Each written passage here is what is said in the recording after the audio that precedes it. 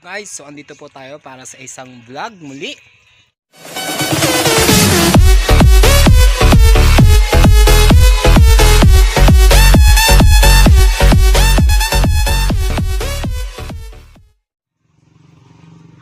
Kung bago ka lang sa aking channel, huwag mong kakalimutang i-click ang subscribe button, click the notification bell para ma-update ka sa every upload ko.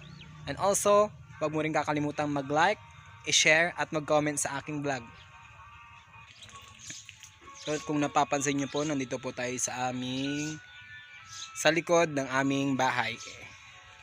Yan, so yan po ay yung may mga mais po dyan. Tapos after po nyan ay yung ilog, yung Agno River. Ano nga ba ang gagawin natin ngayong araw?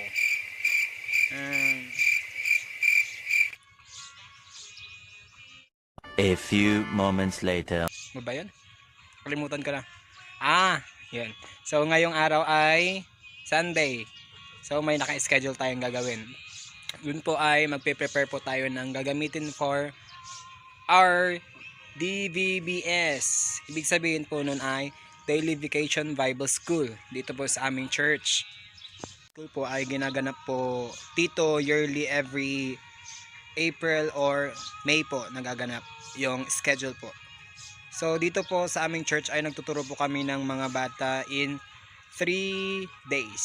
Tapos after that ay kanila po mag-graduation po sila. Isa rin po ako sa mga nagtuturo sa aming DVBS, ang kate. Sa aming DVBS na ginaganap yearly. So ang tinuturuan ko po mostly ay mga primary, which means primary ay nasa 8 to 10. Paano masabi? Kung hindi ako nagkakamali dahil nakakalimutan ko din. So yun, nagtuturo kami ng bata. Hilig ko po talagang magturo dahil nga kaya nga kinuha kong course ay Bachelor of Elementary Education. So mabuhay na teacher. So sobrang nakakapagod din ang magturo ng bata. Paano mo nasabi? Pero pag nakikita mo silang ngumingiti ay sobrang nakakawala din ng pagod. At kung nakikita mo sila once na yung time na magagalit ka na pero ngumingiti pa rin sila, yun bigla ka na lang mapapangiti like this. Mamaya din po ay tuturuan ko rin po ng mga steps yung aking mga co-teacher sa aming DVBS. So makikita nyo po kung paano.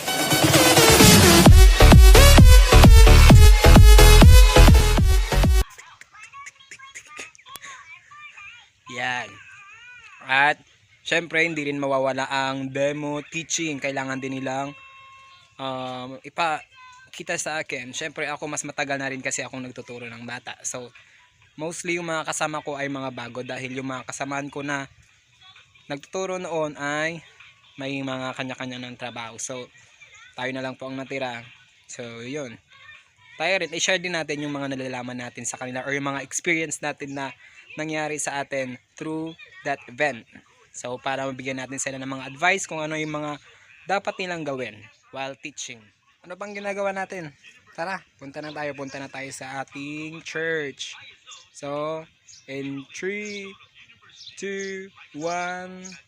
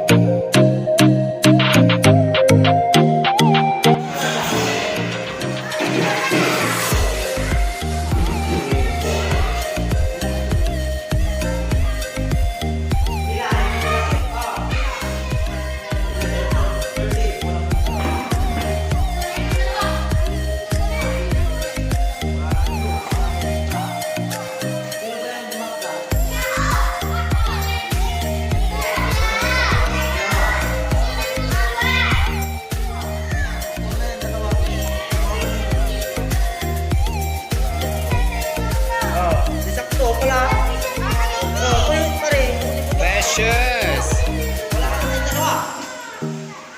Anong nikakain mo, Precious? Ano yan? So, ayan. Dito na pa tayo sa church. Pero, wala pa po yung mga kasama natin na gagawa ng mga materials at magpa-practice ng sayaw. So, hintayin lang po natin sila saglit. Sa kanilang katagalan, so tayo na po muna ay mag-i-start kung ano yung mga maumpisan natin. So, first muna siguro yung magka-cutouts tayo, mga gagamitin. So,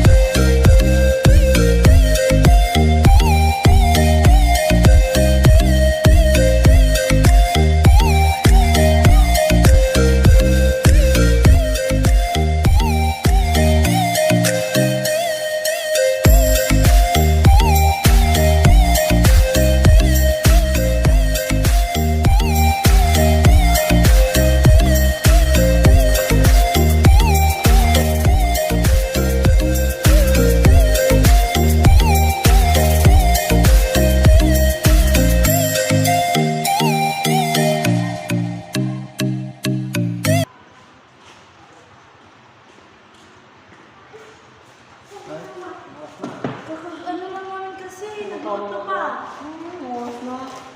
Kuya, hindi kakailan ko lang Alang iwanan ko sila, wala silang mga doon. Hindi, sinsog pa. Kapagalitan din naman ako. Last.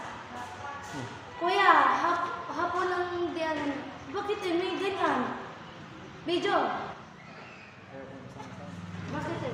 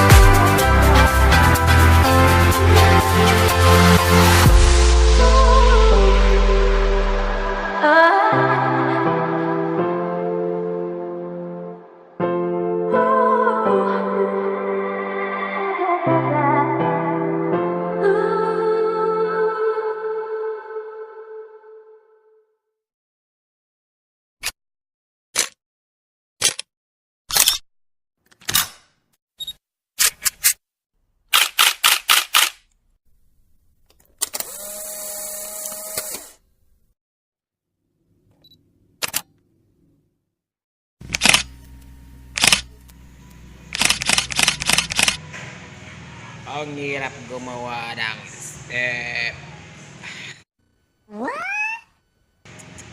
Gagawin mo na yung step na yan. Ha? Pinapalitan ko yung iba doon. Pinapalitan ko yung iba.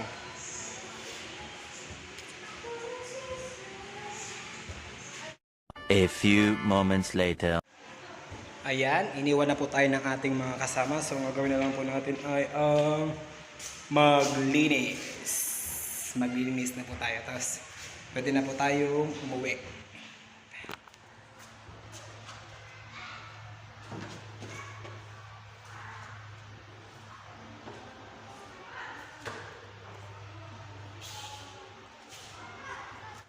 A few moments later.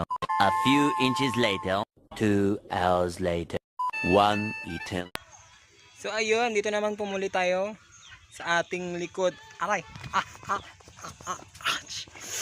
Ow! Peace.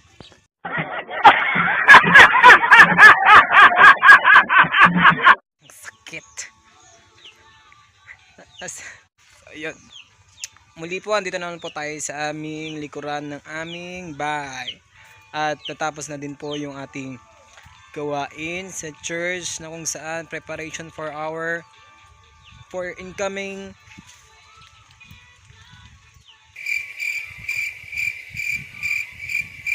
DVBS sa aming church. So yun, nagaganapin sa Thursday, Friday, and Saturday. So yun lang po ang ating vlog for this afternoon. Thank you for watching, guys. See you next vlog.